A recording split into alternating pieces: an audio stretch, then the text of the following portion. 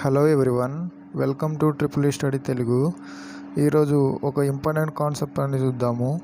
అది basic electrical నుండి. So first మనం బేసిక్ ఎలక్ట్రికల్లో మన ఇంట్లో యూజ్ చేసే ట్యూబ్లైట్ కానివ్వండి, ఫ్యాన్స్ కానివ్వండి, వాటి మీద ఎలక్ట్రికల్ బిల్ అనేది గవర్నమెంట్ మన మీద ఎలా పడుతుంది, సో ఆ ఎనర్జీ అనేది ఎలా క్యాలిక్యులేట్ చేస్తాము, అండ్ ఒక యూనిట్కి మనకు ప్రజెంట్ గవర్నమెంట్ ఎంత ఛార్జెస్ అనేది మన మీద వేస్తుందో అవి చూద్దాం. సో ఫస్ట్ ఇది ఒక రెసిడెన్షియల్ హౌస్ నుండి ఇవేమో లోడ్స్ అనమాట. So 6 lamps, 2 fans, 1 heater and ఒక రెఫ్రిజిరేటర్ ఇవి ఉన్నప్పుడు మనం వీటి మీద ఎనర్జీ అనేది, అంటే మనం ఎంత అయితే కన్జ్యూమ్ చేస్తున్నామో ఆ ఎనర్జీని కాస్ట్ రూపం ఎట్ ప్రజెంట్ గవర్నమెంట్ మన మీద ఎంత ఛార్జెస్ అనేది పడుతుంది అవి ఈరోజు మనం తెలుసుకుందాం. సో ఈ కాన్సెప్ట్ అనేది క్లియర్ అవ్వాలంటే ఒక చిన్న ఎగ్జాంపుల్ ద్వారా తెలుసుకుందాం. సో ఇప్పుడు ఇది ఒక ల్యాంప్ అనుకోండి.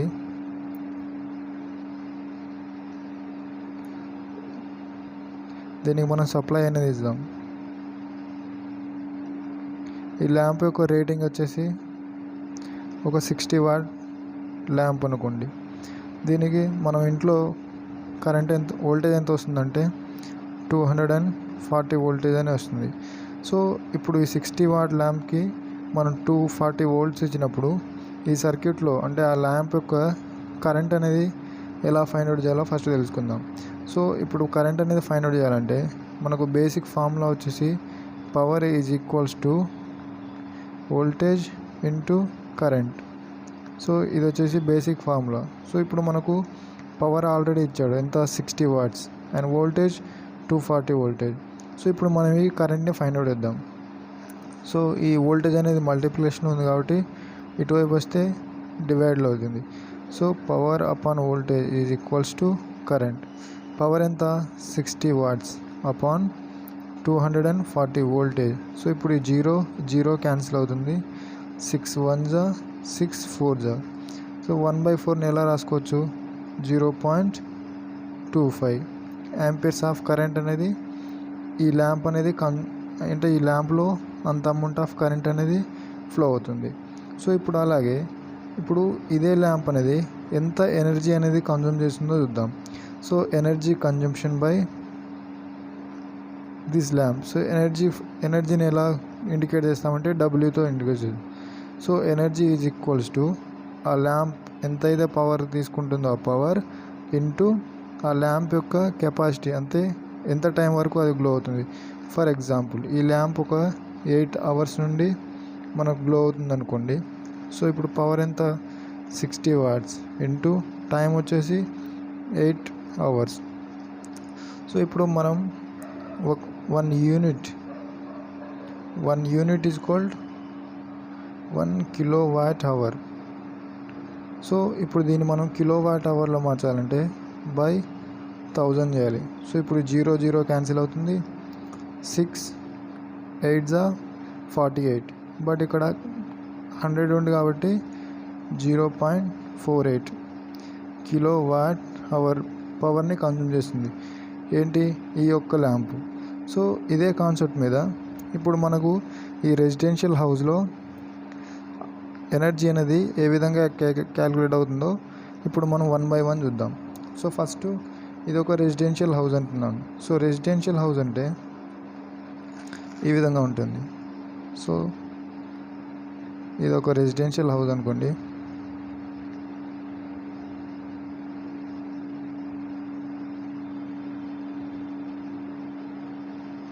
మనకు రెసిడెన్షియల్ హౌస్లో మనం సప్లై అనేది తీసుకుంటాం. సో ఇదేమో ఎలక్ట్రికల్ పోల్ అనుకోండి. సో మనం ఇక్కడ నుండి సప్లై అనేది తీసుకుంటాం. సో ఎప్పుడైతే మనం సప్లై తీసుకుంటామో అది దేనికి కనెక్ట్ చేస్తామంటే ఇక్కడ ఒక ఎనర్జీ మీటర్ అనేది ఉంటుంది. సో ఎనర్జీ మీటర్ కనెక్ట్ చేస్తాం. సో ఎనర్జీ మీటర్ ఏం చేస్తుందంటే మనం ఎంతైతే పవర్ని కన్జ్యూమ్ చేస్తున్నామో ఆ రీడింగ్ని క్యాలిక్యులేట్ చేస్తుంది ఎనర్జీ మీటర్. సో ఇప్పుడు మనకు లోడ్స్ అనేది ఇచ్చారు. ఎన్ని లోడ్స్, ఫస్ట్ ఏమో 6 ల్యాంప్స్. సో 6 ల్యాంప్స్ అనేది కనెక్ట్ అయి ఉన్నాయి. ల్యాంప్స్ వచ్చేసి 6. సో 6 ల్యాంప్స్ అండ్ 2 ఫ్యాన్స్ ఎన్ని ఉన్నాయంటే టూ ఫ్యాన్స్ అనేవి ఉన్నాయి. So 2 fans. So 2 fans and 1 heater. So water heater తెలుసు కదా. సో ఒకటేమో heater, 1 heater and 1 refrigerator.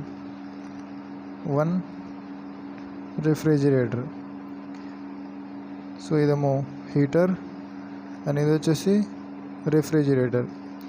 So ఇవి ఇప్పుడు పవర్ని ఏ విధంగా కన్జ్యూమ్ చేస్తాయో 1 by 1 చూద్దాం. సో ఫస్ట్ ల్యాంప్స్ యొక్క కన్జంప్షన్ అనేది చూద్దాం. సో ఇదేమో ల్యాంప్ అనుకోండి. ఈ ల్యాంప్ ఎన్ని ఉంటాయంటే ఇలాంటి ల్యాంప్స్ 6 ల్యాంప్స్ ఉన్నాయి. సో ఇప్పుడు మనం ఏం ఫైండ్ అవుట్ చేస్తున్నామంటే ఎనర్జీని ఫైండ్ అవుట్ చేస్తున్నాం. సో ఎనర్జీ ఫైండ్ అవుట్ చేయాలంటే ఎన్ని ల్యాంప్స్ అయితే ఉన్నాయో 6 ల్యాంప్స్, అవి పర్ డే అంటే ఒక్కొక్క ల్యాంప్, ఈచ్ ల్యాంప్. సో ఇక్కడ చూడండి, each lamp 40 watts. So 40 into ఇదేమో పర్ డేకి ఎంత, 5 hours అనేది మనం యూజ్ చేసుకుంటాం అంటే కన్జంప్షన్. సో 5 hours అపాన్ 1000 అంటే kWh కన్వర్ట్ చేస్తున్నాం కాబట్టి. సో దీన్ని సింప్లిఫై చేయండి. ఈ 0 క్యాన్సిల్ అవుతుంది. 5 1s 5 20s. So 4 1s 4 5s. So 5 1s 1 time పోతుంది, ఇంకో 1 ఉంటుంది కాబట్టి 0.20. ఇప్పుడు ఏంటిది, మనం ల్యాంప్ యొక్క ఫైండ్ అవుట్ చేద్దాం. అది ఎంత వచ్చిందంటే 1.20 ఎనర్జీ అనేది కన్జంప్షన్ అవుతుంది. ఇదేమో ఒక్క ల్యాంప్కి. సో ఇదేమో ల్యాంప్ వచ్చేసి ఇప్పుడు ఫస్ట్ వన్ ఫైండ్ అవుట్ చేసాం. సో ఇప్పుడు సెకండ్ వన్, 2 ఫ్యాన్స్ అనేవి ఉన్నాయి. సో 2 ఫ్యాన్స్ ఉన్నప్పుడు సెకండ్ వచ్చేసి ఫ్యాన్స్. ఎన్ని ఫ్యాన్స్ ఉన్నాయంటే 2 ఫ్యాన్స్ ఉన్నాయి. వాటి యొక్క rating 2 fans 60 watts rating. 60 watts into ఒక్కొక్క ఫ్యాన్ని 12 hours పర్ డే మనం కన్జ్యూమ్ చేసినాం. So 12 upon 1000. సో ఈ 0 క్యాన్సిల్ అవుతుంది. 2 1s 2 50s. సో 6 12s ఎంత, 72 అపాన్ 50. 51s 1 టైం పోతుంది అండ్ రిమైనింగ్ ఉంటుంది కాబట్టి 4 అంటే ఇంత అమౌంట్ ఆఫ్ ఎనర్జీని ఫ్యాన్స్ అనేది కన్జ్యూమ్ చేసుకుంటాయి. సో ల్యాంప్ అయిపోయింది, ఫ్యాన్ అయిపోయింది. నెక్స్ట్ ఏముందంటే హీటర్. సో థర్డ్ వన్ వచ్చేసి హీటర్. హీటర్ ఎంత, దాని యొక్క రేటింగ్ 1000 watts ఇంటూ మనం హీటర్ని ఎంత 2 hours అనేది పర్ డేకి కన్జ్యూమ్ చేసుకున్నాం. So 2 hours upon 1000. సో ఇప్పుడు ఈ 1000కి ఈ 1000 క్యాన్సిల్ అయిపోతుంది. సో మిగిలేది ఎంత అంటే 2.0 హీటర్ అనేది ఎంత ఎనర్జీని కన్జ్యూమ్ చేసుకుంటుంది. సో ఇప్పుడు ఫోర్త్ వన్ మనం రిఫ్రిజిరేటర్ని తీసుకుందాం.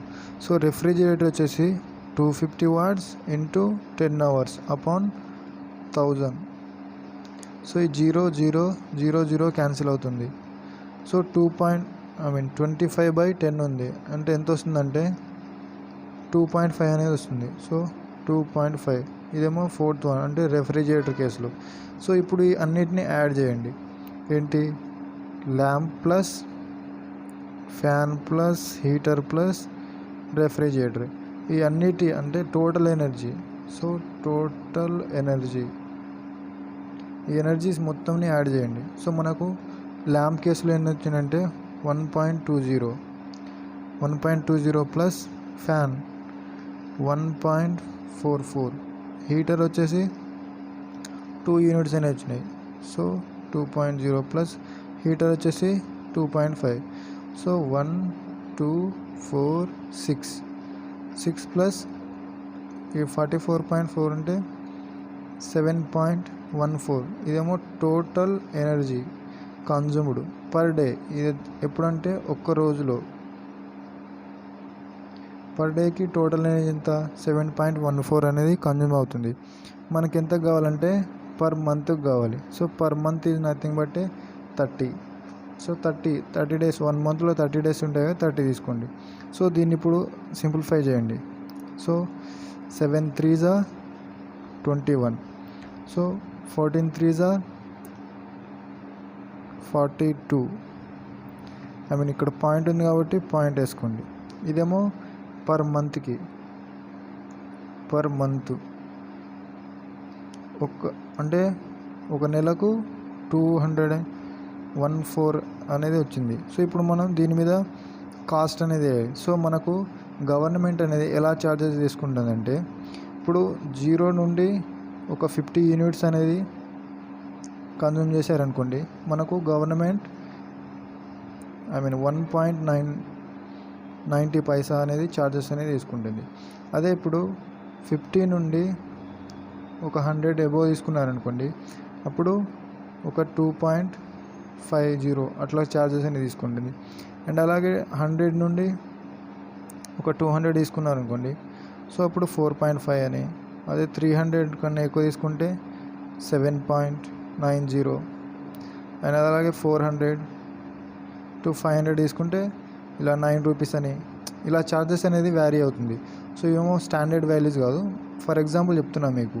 సో ఇప్పుడు మనకు 214 అంటే ఇన్ బిట్వీన్ 200 to 300 వచ్చినప్పుడు అంటే 7 రూపీస్ అనేది 7.20 అనేది ఉంటుంది. సో ఇప్పుడు ఈ వాల్యూని మనం తీసుకున్నప్పుడు అంటే ఇదేమో ప్రజెంట్ గవర్నమెంట్ ఇంత ఛార్జ్ చేసుకుంది. మీకు ఎగ్జాంపుల్ చెప్తున్నా అర్థం అవ్వడానికి.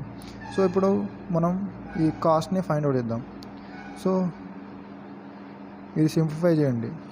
ఇది సింప్లిఫై చేస్తే 1499 రూపీస్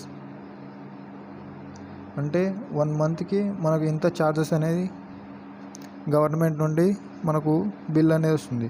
సో ఎలక్ట్రికల్ బిల్ అనేది ఈ విధంగా ఫైండ్ అవుట్ చేస్తాం. సో ఫస్ట్ మనం ఏం చేసామంటే మనం ఎనర్జీని ఫైండ్ అవుట్ చేసాం. సో ఎనర్జీని ఫైండ్ అవుట్ చేసిన తర్వాత అదేమో పర్ డేకి, ఫస్ట్ ఏమో పర్ డేకి ఫైండ్ అవుట్ చేసాం. తర్వాత ఆ వచ్చిన మొత్తాన్ని పర్ మంత్కి ఫైండ్ అవుట్ చేసాం. అలా వచ్చిన పర్ మంత్కి మనం ఆ కాస్ట్ ఎంత అయితే రూపీస్ అయితే ఛార్జ్ చేస్తారో అది ఫైండ్ అవుట్ చేసాం. అది ఫైండ్ అవుట్ చేసిన తర్వాత మనకు టోటల్ ఎలక్ట్రికల్ బిల్ అనేది ఎలా వస్తుందో మనం చెప్పాం. సో మరి మా ఇంట్లో అంటే ఓన్లీ లైట్స్, ఫ్యాన్స్, హీటర్స్, రిఫ్రిజిరేటరే కాకుండా మేము మోటార్స్ని కూడా యూజ్ చేస్తాం. సో ఇప్పుడు ఆ మోటార్ని ఎలా ఛార్జ్ చేస్తారన్న అంటే అది నెక్స్ట్ వీడియోలో చెప్తాను. సో అది మోటార్కి డిఫరెంట్ కేస్ ఉంటుంది.